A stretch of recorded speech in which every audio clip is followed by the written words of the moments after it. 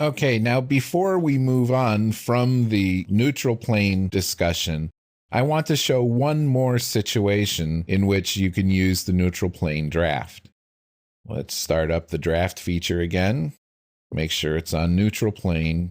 Set it to 1 degree angle, and I'm going to select the bottom of the cutout again as the neutral plane.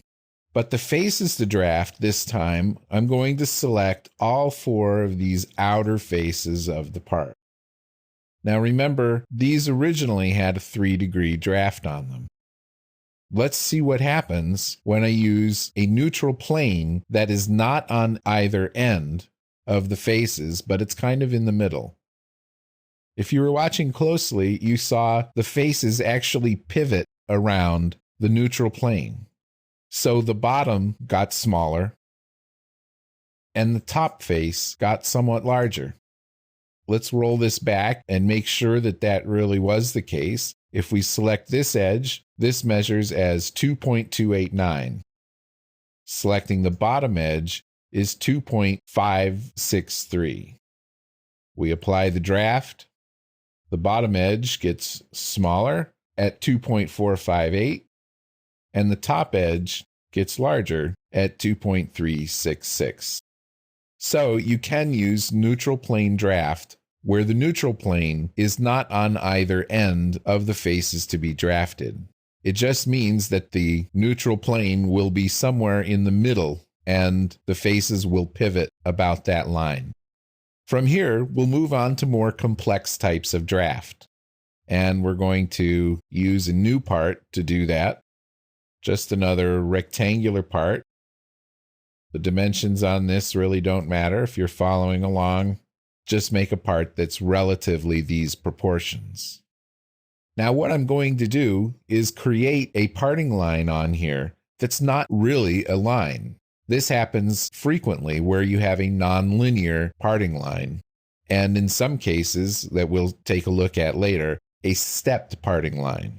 On one face, I'm going to draw an arc, and this arc is just going to go from one side to the other and look like this. From here, I'm going to use, under the curves option, the split line command. Make sure you're using the projection type of split and that it's using the current sketch. On the faces to split, select all of the faces around the model, except for the top and the bottom. When you click the green check, you'll notice that you get a split line that goes all the way around the part. On the two ends, it's going to be a straight line, and on the two other faces, it's going to be an arc. Now let's create draft. The type of draft, change it to parting line. Change the draft angle to 5 degrees. We want to exaggerate it a little bit so we can see it. The direction of pull, I'm just going to select the top of the model, make it go straight up. And the parting lines, I'm going to select these 4 edges that we just created with the split line. Notice now that we've got another set of arrows. These yellow arrows indicate which face is being drafted. For example, every edge separates 2 faces. There's the face on top and the face on the bottom. The yellow arrow indicates which face we're talking about, the one on top or the one on the bottom. You can switch the arrow by selecting the edge in the parting lines list and clicking the other face option. SOLIDWORKS generally gets this right, but sometimes it gets it wrong. And sometimes the graphics need refreshing, so you might just need to jiggle the view a little bit to make it update properly. Okay, so now we're going to create draft, in some cases from a straight parting line, but in 2 cases from a curved parting line. Let's see what this does. The first thing that you'll notice is that from the top view, these edges are not straight. The edges created by the draft that comes from the straight parting line are straight, but the edges created by the face drafted by the curved parting line are not straight. Another thing that you will notice is that if you try to sketch on this face, that face is not flat. So selecting it, the sketch icon is grayed out. If I select this one, drafted from a straight line, I can sketch on it, so that means it's a flat face. So again, this type of draft is called parting line draft, and it can be used from either straight lines, angled lines, or curved lines. SOLIDWORKS will not allow you to draft faces on both sides of a parting line at the same time. So if you want to get draft on the top and the bottom, you have to create two separate draft features. So let's create the second draft feature. Again, parting line, 5 degrees, direction of pull.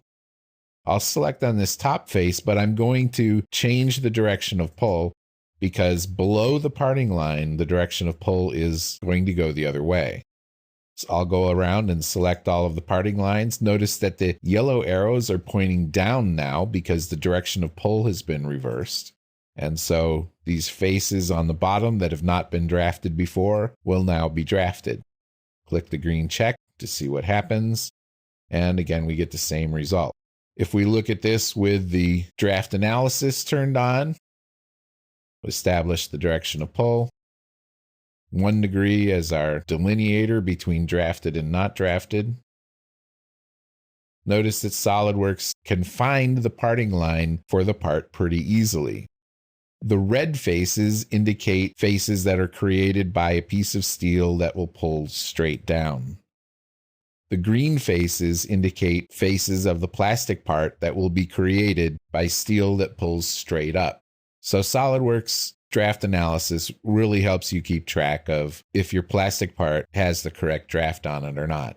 You still need to have a little bit of ability to visualize the mold for manufacturing purposes, but these tools in SOLIDWORKS help the visualization quite a bit.